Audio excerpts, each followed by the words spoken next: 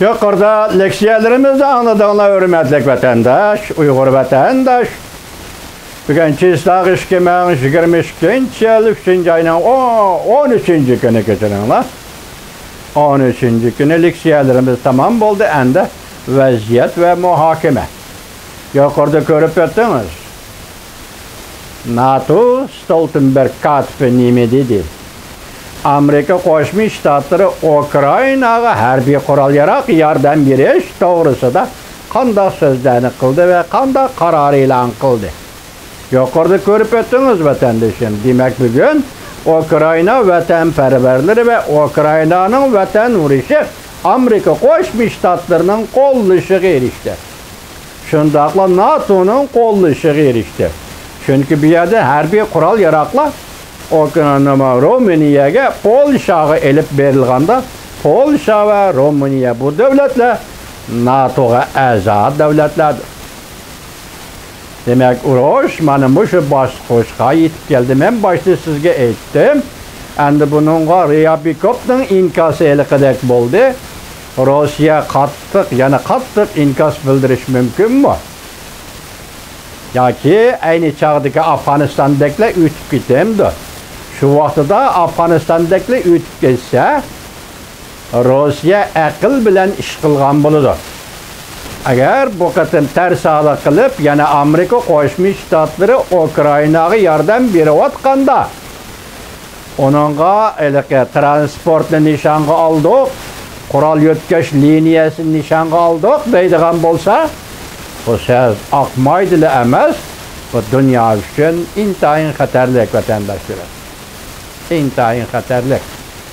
Şuna Afganistan deginim ayni chog'da Rossiya Afganistanga tajovuz qilib kirganda Amerika Qo'shma Shtatlar dal shundoq yordam bergan edi. U vaqtida Afg'onistonlikning ismi mujohidlar edi. Mujohidlar ya'ni o'zida beg'ishlig'ichilar, vatanga o'zida beg'ishlig'ichilar edi.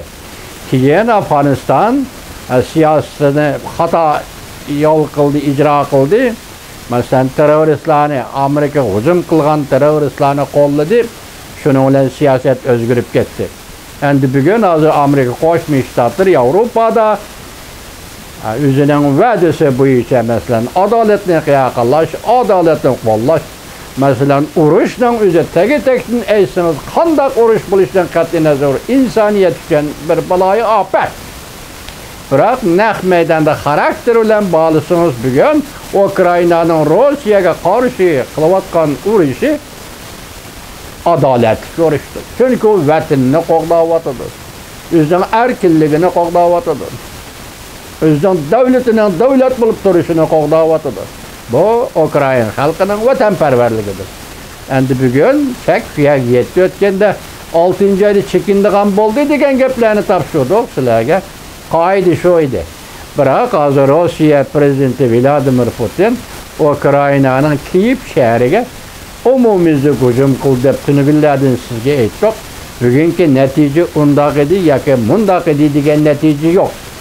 Faqat bir xabarda Rossiya armiyasi Kiyev shahriga 25 kilometr yaqinlab keldi dedi. Shahar kirish uchun ya'ni 25 kilometr bor. Yani bir xabarda Ukraina'nın şehri içinde koçu urushi boshlandı deyilgan.